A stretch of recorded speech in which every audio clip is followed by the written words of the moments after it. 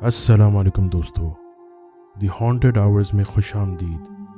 آگے بڑھنے سے پہلے آپ لوگ سے گزارش ہے کہ ویڈیو کو لائک کر دیں اور چینل کو سبسکرائب کر دیں اور بیل آئیکن کو ضرور پریس کر دیں۔ تھینک یو سو مچ۔ چلیں آج کی کہانی شروع کرتے ہیں۔ وہ ایک سرد اور تاریک رات تھی۔ شام سے ہی خنکی پڑنے لگی تھی اور ہوا میں تیزی آ گئی تھی۔ خشک پتے اڑ اڑ کر درختوں سے لپٹ رہے تھے۔ ہر چیز اندھیری کی چادر میں ڈوبی ہوئی تھی۔ ایسے میں گھنے درخت کے نیچے ایک سایہ حرکت میں آیا۔ یہ سایہ کسی محفوظ ٹھکانے کی تلاش میں تھا۔ گھنے درختوں کے جھنڈ سے نکلتے ہی آسمان پر بجلی کڑکی اور پھر موسلادھار بارش شروع ہو گئی، جس میں وہ بھیگنے لگا تھا، یہاں تک کہ جب وہ میدان میں آیا تو بری طرح بھیگ چکا تھا۔ سرد رات، بھیانک تاریکی، موسلادھار بارش، سائیں سائیں کرتی ہوا، بادلوں کی گرج اور جنگل کا شور سب مل کر ماحول کو ایسی ہیبت ناک بنائے دے رہے تھے کہ انسان اپنے ہی دل کی دھڑکن سن کر ڈر جائے۔ اجنبی کی آنکھوں میں پریشانی کے سائے لہرانے لگے تھے۔ وہ چاروں طرف کسی ٹھکانے کی تلاش میں نظریں دوڑا رہا تھا کہ یکایک بجلی زور سے چمکی۔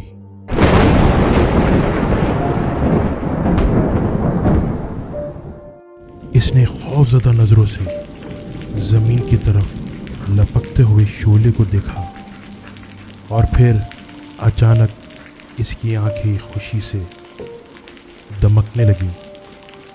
لمحہ بھر کی روشنی میں اسے دور ایک عمارت نظر آئی۔ وہ تیزی سے اس سمت دوڑنے لگا۔ تھوڑی دیر بعد اسے ایک عظیم شان عمارت کے کھنڈر دکھائی دینے لگے۔ تاریک رات میں یہ کھنڈر کافی پراسرار نظر آ رہا تھا۔ پراسرار حویلیوں کے بھوت، جنوں کے ویران مسکن، پراسرار اور ویران جگہوں پر روحوں اور چڑولوں کی موجودگی، یہ تمام خیالات اسے ڈرائے دے رہے تھے۔ کھنڈر کے پاس پہنچنے پر وہ اندر داخل ہونے کے بجائے وہیں رک کر اس کا جائزہ لینے لگا۔ یہ پرانے وقتوں کی کسی حویلی کے کھنڈر تھے جن کا زیادہ تر حصہ اب تباہ ہو چکا تھا۔ یہ حویلی 2 منزل کی تھی، جس کی پچھلی منزل کے کچھ حصے تو اچھی طرح میں موجود تھے، مگر اوپری منزل کے گری ہوئی دیواریں، ملبے کے ڈھیر اور ان کے ساتھ لکڑیوں کے ٹکڑوں سے اندازہ لگانا مشکل تھا کہ یہ سب ملبے کے ڈھیر ہیں یا کوئی اصلی حالت میں بھی موجود ہے۔ حویلی کے ارد گرد کبھی جنگل رہا ہوگا جس کے اب صرف آثار باقی تھے۔ اس کے اندر کچھ ٹنڈ منڈ سے ویران درخت تھے اور ہر طرف جنگلی جھاڑیاں اگی ہوئی تھیں اور زرد اور سیاہ پتے بکھرے پڑے تھے۔ درمیان میں ایک تالاب تھا جس میں اب بارش کا پانی جمع ہو رہا تھا۔ پانی پر سبز کائی کے ٹکڑے تیر رہے تھے۔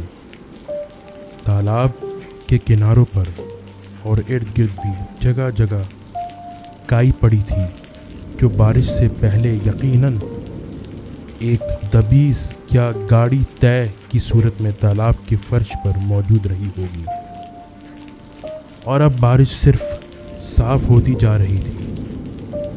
یہ تمام چیزیں ایک عجیب سا ماحول پیدا کر رہی تھیں۔ اس ماحول کی وجہ سے خوفناک بلاؤں، بھوتوں اور روحوں کی ہیولے اس کے ذہن میں گردش کرنے لگے تھے، اور وہ ابھی اندر جانے کی ہمت کر ہی رہا تھا کہ اسے ایک زور سے دھکا سا لگا اور وہ لڑکھڑا کر گر گیا۔ وہ تیزی سے پیچھے مڑا تو جنگل کی طرف سے آتے ہوئے تیز ہوا کے جھونکوں نے اسے ایک دفعہ پھر دہلا دیا۔ وہ کپ کپا رہا تھا، حویلی کے اسرار میں کھو کر وہ اس بھیانک رات اور موسم کو بھول گیا تھا۔ آندھی کے آثار بہت واضح ہو چکے تھے اور اب وہ زیادہ دیر تک کھلے آسمان کے نیچے نہیں گزار سکتا تھا۔ وہ ہمت کر کے آگے بڑھا اور حویلی میں داخل ہو گیا۔ داخلی دروازہ ٹوٹ کر گر چکا تھا۔ 2 کمروں سے گزر کر وہ ایک ہال میں آ گیا۔ پتھروں سے بنی ہوئی چھت اور دیواریں اب سیاہ پڑ چکی تھیں۔ ہال کے دائیں طرف دیوار میں آگ جلانے کی جگہ بنی ہوئی تھی، جس کے اندر اور ارد گرد کافی لکڑیاں پڑی ہوئی تھیں، اور ساتھ ہی چکمک کے پتھر پڑے تھے۔ یوں لگتا تھا جیسے یہ حویلی پہلے بھی کسی کی پناہ گاہ ہو۔ اس نے اپنا بیگ، جس میں کافی قیمتی سامان موجود تھا، کاندھے سے اتارا اور اتار کر ایک کونے میں رکھا۔ لکڑیاں اور چکمک کے پتھر اٹھائے اور ہال کے دائیں میں آگ روشن کر کے اس کے پاس بیٹھ گیا اور اپنے کپڑے خشک کرنے لگا۔ ابھی اسے بیٹھے ہوئے چند ہی لمحے گزرے تھے کہ دوڑتے قدموں کی آواز سنائی دی۔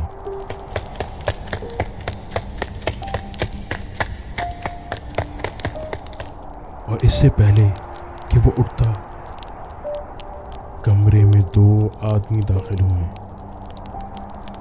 وہ دونوں بھی اس رات اور موسم سے پناہ تلاش کرتے ہوئے یہاں آ گئے تھے۔ اپنے سامنے 2 انسانوں کو دیکھ کر اس کی جان میں جان آئی۔ اس کے کہنے پر دونوں آدمیوں نے اپنا اپنا سامان اس کے سامان کے ساتھ ہی رکھ دیا اور آ کر اس کے ساتھ آگ کے گرد بیٹھ گئے۔ میرا نام فرحان ہے اور میں ایک ٹریولر ہوں۔ ایک خوبصورت گاؤں میں شام گزارنے کے بعد وہاں سے چلا تھا کہ جنگل میں بھٹک گیا اور پھر اس آندھی سے بچنے کے لیے یہاں پناہ لے لی۔ اتنا کہہ کر وہ اپنے سامنے بیٹھے ہوئے آدمیوں کی طرف سوالیہ نگاہوں سے دیکھنے لگا۔ میرا نام احسان ہے، میں ایک شکاری ہوں اور شکار کی تلاش میں جنگل میں گھوم رہا تھا کہ اچانک موسم خراب ہو گیا۔ میں کوئی جگہ سر چھپانے کی ڈھونڈ ہی رہا تھا کہ جنگل کے کنارے مجھے یہ شخص بھی پریشان حالت میں مل گیا، اور یوں ہم دونوں بھٹکتے بھٹکتے یہاں تک پہنچ گئے، اور اس افراتفری میں ابھی تک ہمارا ایک دوسرے سے تعارف بھی نہیں ہوا۔ دونوں آدمیوں میں سے لمبے قد والا اتنا کہہ کر خاموش ہو گیا اور پستہ قد والے آدمی نے بولنا شروع کیا۔ میں ایک آرکیولوجسٹ ہوں۔ میرا نام ذیشان ہے اور میں بہت پرانی تباہ شدہ بستیوں کو ڈھونڈتے ہوئے یہاں آ گیا ہوں۔ ابھی تینوں آگے کچھ کہنے کے لیے سوچ ہی رہے تھے کہ ایک کھٹکا سا ہوا۔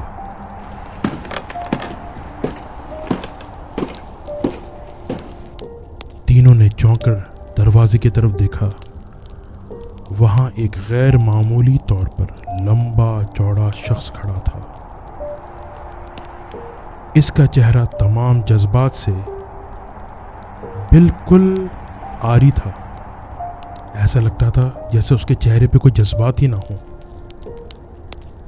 وہ بڑے اطمینان کے ساتھ چلتا ہوا ان کے قریب آ گیا. لو بھائی، ایک مسافر اور آ گیا. لگتا ہے آج خوب محفل جمے گی اس ویرانے میں. احسان نے بڑی خوش دلی سے مسکراتے ہوئے کہا. فرحان اور ذیشان بھی مسکرا دیے، مگر وہ انسان ابھی بھی خاموش کھڑا تھا. وہ ان کے ساتھ ہی چلتے ہوئے آیا اور بیٹھ گیا. اپنا بیگ کاندھے سے اتار کر اس نے اپنے پاس ہی رکھ دیا اور آگ سے ہاتھ سینکنے لگا. اس کے خاموش رہنے پر پہلے تینوں نے اپنا تعارف کرایا اور پھر اس کی طرف دیکھنے لگے. اس نے اپنی بلی جیسی چمکتی آنکھیں آگ کے الاؤ پر سے ہٹائیں، ایک گہری نظر ان تینوں پر ڈالی اور بولا، میرا تعارف کوئی اہمیت نہیں رکھتا، بلکہ یوں کہہ لیجیے کہ میری کوئی شناخت یا آئیڈینٹی ہی نہیں ہے. ایک بس آوارہ سا آدمی ہوں. اصل نام تو یاد ہی نہیں، مگر لوگ مجھے مرحوم کہتے ہیں. اتنا کہہ کر اس نے ایک دفعہ پھر اپنی نگاہیں آگ پر غور سے جما دیں. تینوں حیرت سے اسے دیکھنے لگے. کتنا عجیب نام تھا. مرحوم کا مطلب کیا ہے؟ مرحوم کا مطلب ہے کہ انسان مر گیا ہو. اور خود بھی کتنا عجیب تھا. ان سب کو وہ بہت ہی عجیب سا پراسرار لگا. ذیشان، جس کے بالکل ساتھ وہ اجنبی آ کر بیٹھ گیا تھا، اس کی ریڑھ کی ہڈی میں نہ جانے کیوں سنسناہٹ سی ہونے لگی. وہ کھسک کر تھوڑا دور ہو گیا. اسی وقت اچانک ایک زوردار چیخ سنائی دی.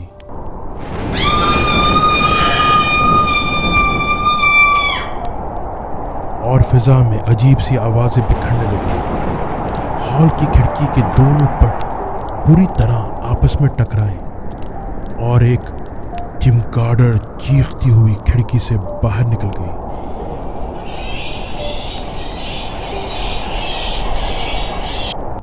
وہ ایک لمحے کو کانپ سے گئے. سردی کا احساس کچھ زیادہ ہو گیا. یہ آوازیں جنگلی جانوروں کی ہیں. لگتا ہے آندھی بہت زور پکڑ رہی ہے. احسان نے باہر کی آوازوں کو غور سے سنتے ہوئے کہا، اف توبہ، کتنی بھیانک رات ہے. فرحان نے ہاتھ آگ کے قریب لے جا کر مسلتے ہوئے کہا، مگر آپ لوگوں کے لیے تو یہ کوئی بڑی بات نہیں ہونی چاہیے.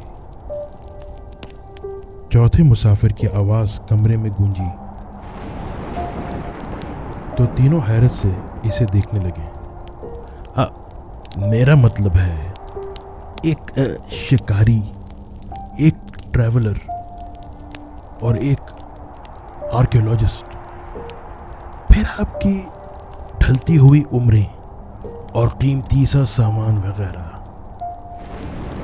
ان ساری چیزوں سے یہ اندازہ ہوتا ہے کہ آپ لوگوں نے بہت دنیا دیکھی ہے اور آپ کے ساتھ کئی دلچسپ اور خوفناک واقعات بھی پیش آئے ہوں گے، اور خصوصاً یہ 14ویں کی رات کے حوالے سے، جو ایسے خوفناک واقعات کے لیے مشہور بھی ہے.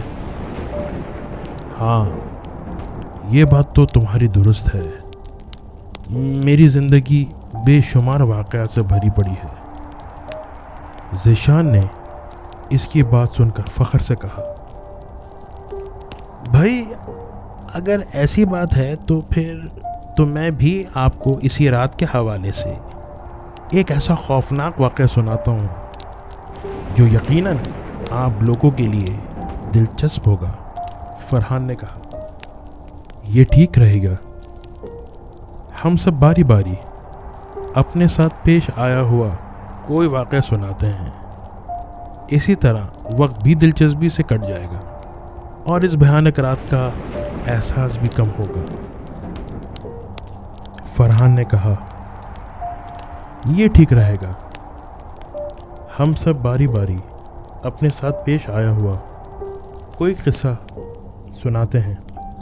اس طرح وقت بھی دلچسپی سے کٹ جائے گا اور اس بھیانک رات کا احساس بھی کم ہوگا. فرمان کی تجویز کو سب نے سراہا اور یوں سب سے پہلے فرحان نے بتانا شروع کیا. یہ چند سال پہلے کی بات ہے. یہاں سے کافی دور ایک قصبہ ہے، نوری آباد. میں چند دنوں کے لیے وہاں گیا تھا. وہاں کے لوگ اکثر ایک بہت ہی پرانے قبرستان کا ذکر کرتے تھے جس کے ساتھ بہت سی پراسرار باتیں منسوب تھیں. وہ درختوں کے ایک طویل لمبی سلسلے کی دوسری طرف تھا، مگر وہاں جانے کی کسی کی ہمت نہیں پڑتی تھی. لوگوں سے سن کر مجھے بہت تجسس ہوا اس کے بارے میں جاننے کا. چنانچہ میں نے وہاں جانے کا پروگرام بنا لیا. میرا ارادہ رات کے وقت صرف باہر سے کھڑے ہو کر اس کو دیکھنا تھا. میں نے اپنا کیمرہ اور دوسرے سامان ساتھ رکھ لیے. اس رات 14ویں کے چاند کی روشنی اچھی خاصی تھی. میں قبرستان کی طرف چل دیا. میں کافی دیر چلتا رہا. درختوں کا سلسلہ بھی ختم ہو گیا اور میدان میں جگہ جگہ جنگلی جھاڑیاں اگی ہوئی تھیں. رنگ و روپ سے بے نیاز ٹنڈ منڈ درخت کھڑے جھوم رہے تھے. ہر طرف ہو کا عالم تھا. فضا میں ایک وحشت ناک سناٹا چھایا ہوا تھا. ہوا دھیرے دھیرے چل رہی تھی. درختوں کی کھوکھلی ٹہنیوں پر سے جب ہوا گزرتی تھی تو ایک عجیب سی سنسناہٹ پیدا ہوتی جو سرسراتی ہوئی جنگلی گھاس اور جھاڑیوں کے ساتھ مل کر بڑا خوفناک سا منظر دیتی. اور ایسے میں کوئی اور وحشت کے عالم میں چیختا تو دل دہل جاتا. مجھ پر خوف طاری ہونے لگا تھا. میں آگے بڑھنے لگا.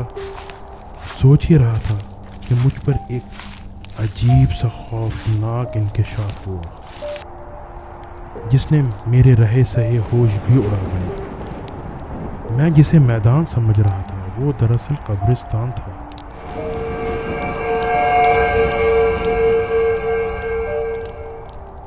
بہت وقت گزرنے کی وجہ سے قبریں زمین میں دھنس گئی تھیں. قطبے گر چکے تھے اور ان پر مٹی کی اتنی تہ جم چکی تھی کہ وہ مٹی کا حصہ معلوم ہوتے تھے. درخت بھی سب ویران ہو چکے تھے اور جنگل گھاس اور جھاڑیوں نے زیادہ تر زمین کو چپکا رکھا تھا. ایسے میں سنگ مرمر کے ایک ٹوم سٹون یعنی قطبے پر جس پر مٹی تو جمی ہوئی تھی مگر وہ گرا نہیں تھا بلکہ زمین پر کھڑا ہوا تھا. نظر پڑتے ہی مجھ پر یہ انکشاف ہوا کہ میں اس وقت قبرستان کے اندر آدھی رات کے وقت اکیلا کھڑا ہوں. خوف کے مارے میں نے اندھا دھند بھاگنا شروع کیا مگر فوراً ہی مٹی میں چھپے ہوئے ایک قطبے سے ٹھوکر کھا کر زور سے فضا میں اچھلا تو زمین پر آ رہا. کچھ دیر میں یوں ہی پڑا رہا. پھر میں نے آنکھیں کھولی تو ایک اور خوفناک انکشاف مجھ پر ہوا کہ میں اس وقت ایک قبر کے اندر گوشت سے بے نیاز ہڈیوں کے ایک ڈھانچے کے اوپر لیٹا ہوا تھا. میرے اوزان ختم ہو گئے. میں بہت گھبرا گیا. حالت ایسی تھی کہ کاٹو تو بدن میں خون نہیں. خوف اور سردی کے مارے سارا جسم برف کی طرح سرد ہو گیا اور خون رگوں میں جمنا شروع ہو گیا.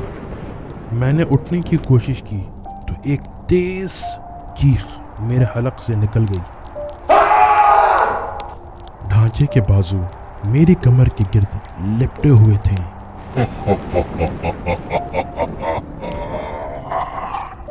ان کا حلقہ تنگ ہونے لگا اور باریک باریک انگلیاں کھال میں اترتی ہوئی محسوس ہوئی۔ پورے جسم میں ٹیسیں اٹھنے لگیں۔ ایک تو اس روح فرزاں ویرانی میں مجھ پہ دہشت طاری کر دی، اوپر سے اس نئی افتاد نے میری صحیح ہمت بھی ختم کر دی۔ میں نے خود کو ڈھیلا چھوڑ دیا اور ایسے ہی پڑا رہا۔ اس وقت میں نے محسوس کیا کہ قبر کے اندر آئی ہوئی چاند کی روشنی کم ہو رہی ہے۔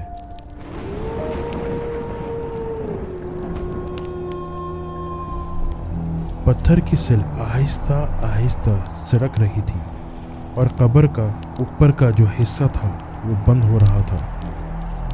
میرے دماغ میں خوف کی گھنٹیاں سی بجنے لگی، یعنی میں زندہ قبر میں دفن ہو رہا تھا۔ میں نے آخری دفعہ تمام ہمت جمع کی اور پورا زور لگایا۔ کڑکڑ کی آواز کے ساتھ ڈھانچے کے بازو شانے کی ہڈیوں پر سے علیحدہ ہو گئے۔ میں تیزی سے کھڑا ہوا اور قبر کے اوپری حصے پر ہاتھ رکھتا ہوا اپنے پورے جسم کو باہر اچھال دیا۔ میرا جسم پتھر کی سل کے ساتھ رگڑا کھاتا ہوا باہر گر گیا۔ میرے باہر نکلتے ہی سل نے قبر کے منہ کو پوری طرح ڈھانپ لیا۔ اچانک ہوا میں تیزی آ گئی، مٹی اور ریت اڑنے لگی۔ میں نے قصبے کی طرف دوڑ لگا دی۔ یہ میری زندگی کا ناقابل فراموش ترین واقعہ تھا، جسے اب بھی یاد کر کے میں کانپ جاتا ہوں۔ فرحان نے اپنا واقعہ ختم کیا تو احسان، احمد اور ذیشان دم بخود بیٹھے تھے۔ واقعہ ختم ہونے پر اس کے خیال سے انہیں جھرجھری آ گئی، مگر چوتھا آدمی جس نے اپنا نام مرحوم بتایا تھا حیرت انگیز طور پر پرسکون تھا۔ اب ذیشان نے کہنا شروع کیا، یہ ان دنوں کی بات ہے جب میں افریقہ میں تھا۔ میں ایک قدیم عمارت کے کھنڈر کی تلاش میں تھا، جس میں میری معلومات کے مطابق بہت بڑا خزانہ دفن تھا، مگر اب تک کوئی اسے ڈھونڈ نہیں سکا تھا۔ بہت عرصے تک مارے پھرنے کے بعد ایک دن اچانک ہی ایک قبائلی آدمی نے مجھے وہاں تک کا راستہ تو بتا دیا، مگر ساتھ چلنے پر رضامند نہ ہوا۔ میں اکیلا ہی روانہ ہو گیا۔ وہ عمارت بہت زیادہ گھنے درختوں کے جھنڈ میں چھپی ہوئی تھی، جس تک پہنچنے کا واحد راستہ ایک پتلی سی پگ ڈنڈی تھی جو دونوں طرف سے لدلدی زمین میں گھری ہوئی تھی۔ بڑی محنت کے بعد میں آخر کار اس عمارت تک پہنچنے میں کامیاب ہو گیا۔ وہ ایک چھوٹی سی عمارت تھی جو کہ اب کھنڈر میں تبدیل ہو چکی تھی۔ اس کا درمیانہ بڑا گنبد کافی حد تک سلامت تھا۔ اس میں جگہ جگہ دراریں پڑی ہوئی تھیں، مگر وہ ابھی بھی عمارت کی شکستہ دیواروں پر ٹکا ہوا تھا۔ وہاں تک پہنچتے ہوئے سورج تو ویسے ہی غروب ہو چکا تھا اور درختوں کے سائے کی وجہ سے چاند بھی اسے منور کرنے میں ناکام تھا۔ میں نے قبائلی آدمی کی دی ہوئی روشنی جلائی اور عمارت کے اندر داخل ہو گیا۔ دروازہ تو وہاں موجود تھا، لیکن ایک خلا سا تھا۔ اندر کا ماحول بڑا وحشت ناک تھا۔ جگہ جگہ مکڑی کی قدآور جالے لگے ہوئے تھے۔ چھت کے ساتھ کئی چمگادڑیں الٹی لٹکی ہوئی تھیں۔ فرش پر بے شمار حشرات الارض اور چوہے ادھر ادھر رینگ رہے تھے۔ پھر مشال کی روشنی میں یہ عام چیزیں اور خوفناک لگ رہی تھیں۔ میں ہمت کر کے آگے بڑھا اور کمرے سے نکل کر دوسرے ہال کی طرف آ گیا۔ ہال کے دونوں طرف کمرے تھے۔ میں ابھی چند قدم ہی آگے بڑھا تھا کہ ایک تیز گونجتی ہوئی چیخ میرے کانوں سے ٹکرائی۔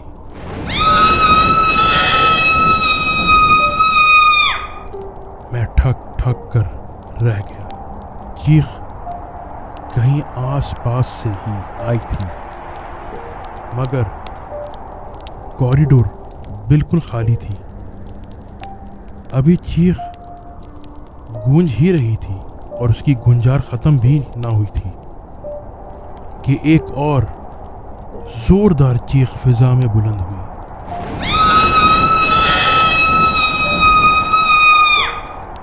اور پھر تو اوپر تلے چیخوں کا ایک نہ رکنے والا سلسلہ شروع ہو گیا۔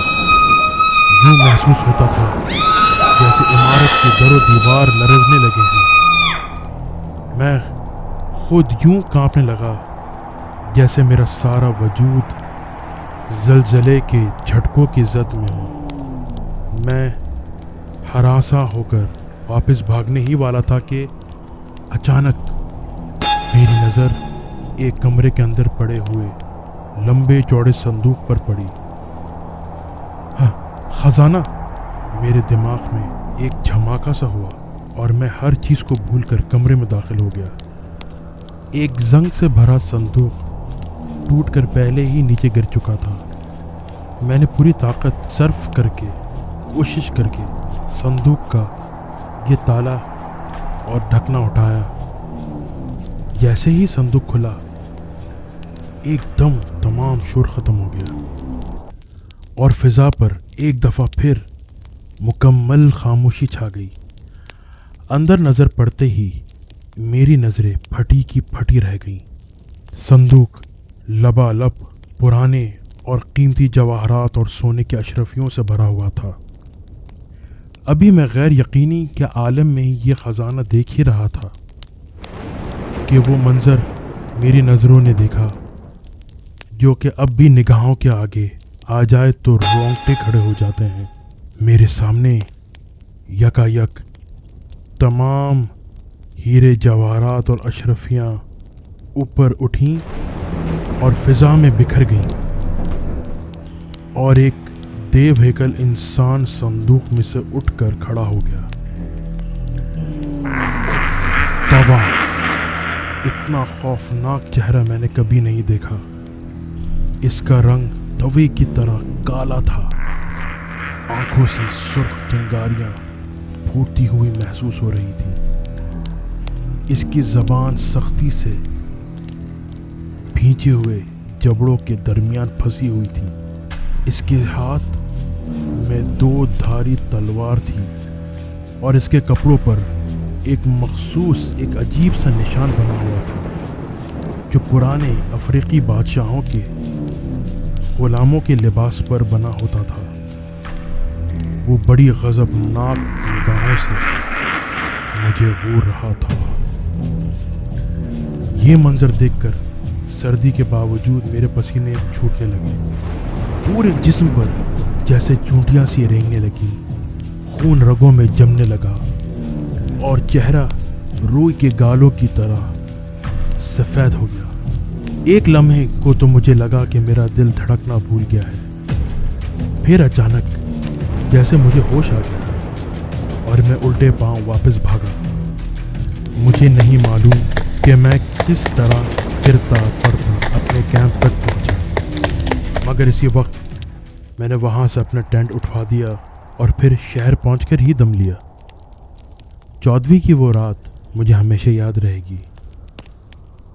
ذیشان خاموش ہوا تو فرحان اور احسان احمد یوں بیٹھے ہوئے تھے جیسے ان پر کسی نے جادو کر دیا ہو، مگر چوتھا مسافر اب بھی ویسا ہی نارمل تھا۔ احسان احمد نے کہنا شروع کیا، آپ دونوں حضرات نے دل دہلا دینے والے واقعات سنے ہیں۔ ऐसा कोई वाक़या मेरी ज़िंदगी में पेश नहीं आया, लेकिन एक ऐसा वाक़या मेरे साथ पेश आया था जिसने कम से कम मुझे खौफज़दा कर दिया था। वो रात भी 14वीं की ही थी। मैं एक दरख्त के मचान पर बैठा था। सामने एक दरख्त के नीचे मैंने एक बकरी बांधी थी और शेर के शिकार के लिए घात लगाए बैठा था। मैं बदसतूर बकरी की तरफ देख रहा था। एकदम पलक चपकते ही बकरी नज़रों से ओझल हो गई। मैंने आंखें मल कर देखा तो बकरी के बजाय शेर खड़ा था। मेरी रीढ़ की हड्डी में सनसनाहट दौड़ गई। मैंने अपने जिस्म में चुटकी भी भरी और खूब आंखें मल मल कर देखा, मगर सामने शेर ही खड़ा था और बकरी गायब थी। मेरे जिस्म से ठंडे पसीने फूट पड़े और सारा जिस्म कपकपाने लगा। मेरे हाथों में बंदूक लरजने लगी और एकदम फिसल कर नीचे गिर गई। मैं भोखलाहट में नीचे की तरफ झुका और ख़ुद भी बैलेंस खो बैठा और नीचे आ रहा। शेर अपनी अंगारा सी दहकती आंखों से घूरता हुआ मेरी तरफ बढ़ा। मुझे अपना दम निकलता हुआ महसूस हुआ। मैं बावजूद कोशिश के जुम्बिश भी ना कर सका। शेर जैसे ही मेरे पास पहुंचा, अचानक फिजा अनजाने कहकों से गूंज उठी और शेर देखते ही देखते धुएं में तब्दील हो गया। थोड़ी देर बाद ही आवाज़ें थम कर रह गईं और बकरी मुझे फिर दरख्त से बंधी नज़र आने लगी। इसके बाद सारी रात खैर व आफियत से गुजरी, मगर वो लम्हात मेरी ज़िंदगी के सबसे खौफनाक लम्हात थे। मेरा ख्याल है कि वो कोई बदरू या जिन था जो मुझे परेशान कर रहा था। एहसान अहमद ने बात ख़त्म की तो तीनों चौथे मुसाफिर की तरफ देखने लगे। बाहर अब बारिश थम चुकी थी और आंधी का जोर भी कम हो गया था। चौथे मुसाफिर ने आग पर से नज़र हटाई और इन तीनों की तरफ देखते हुए बोलना शुरू किया। मेरी ज़िंदगी में ऐसे बेशुमार खौफनाक वाक़यात हैं और मैं इस दौरान बहुत से लोगों से मिला हूँ, मगर क्योंकि इस वक्त आप तीनों यहाँ पर मौजूद हैं तो इसलिए आपके हवाले से बात करता हूँ। दरअसल इत्तेफाकन मैं भी हमेशा 14वीं की रात को ही अपनी दुनिया से बाहर निकलता हूँ। अपनी दुनिया का मतलब? तीनों के मुंह से एक साथ हैरत के मारे निकला। अगर आप लोग खामोशी से सुने तो मैं सुनाऊं। इसने शोलाबार निगाहों से तीनों को घूरा तो जैसे तीनों की ज़बानों को ताले लगे। इन्हें अपने जिस्म में सनसनाहट सी महसूस हुई। इसने दोबारा कहना शुरू किया। ऐसी ही एक 14वीं की रात थी जब मेरी मुलाकात फरहान साहब से हुई थी, जब मैं एक कब्र में ढांचे की शक्ल में आराम कर रहा था। हाँ, शेर और बकरी का भेष बदलने में तो मुझे इतना लुत्फ नहीं आया था, मगर मुर्दे की सूरत में ज़ीशान साहब से मुलाकात खूब थी। इसके बाद मैं आज ही इंसानों की दुनिया में आया हूँ। ये कहकर वो एक लम्हे के लिए रुका।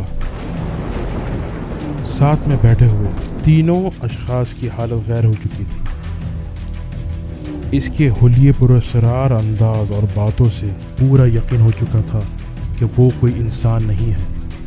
इस एहसास से इनके चेहरे जम गए थे और पूरा वजूद कपकपा रहा था, मगर अपनी जगह से हिलने की हिम्मत नहीं हो रही थी। इसने अपनी बात जारी रखते हुए कहा, पहले मैं बेवकूफ़ी करता था कि डरा कर लोगों को छोड़ देता था और वो दूसरों को किस्से सुनाते फिरते थे, मगर अब हुक्म मिला है कि किसी इंसान को जिंदा मत छोड़ दो। इसने अपनी इतना ही कहा था कि वो तीनों हजरात यूं उठें जैसे एकदम जिसमें बिजली भर गई हो। ان کے اور سامان کے درمیان وہ پراسرار اجنبی حائل تھا اور کسی میں اتنی ہمت نہ تھی کہ سامان کی طرف بڑھتا۔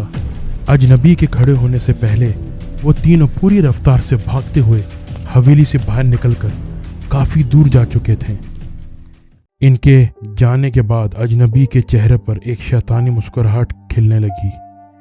اس نے زور زور سے قہقہے لگایا اور سامان کا جائزہ لیتے ہوئے بڑبڑانے لگا، واہ میاں، ٹھگ چھوٹے موٹے ہاتھ دکھاتے ہوئے آج اس ویرانے میں اتنا بڑا ہاتھ مار لیا۔ اس نے تیزی سے سامان جمع کر کے ایک چادر میں باندھا۔ اب مجھے جلدی سامان لے کر یہاں سے نکل جانا چاہیے، اس نے سوچا اور تیزی سے دروازے سے نکل کر بھاگ کھڑا ہوا۔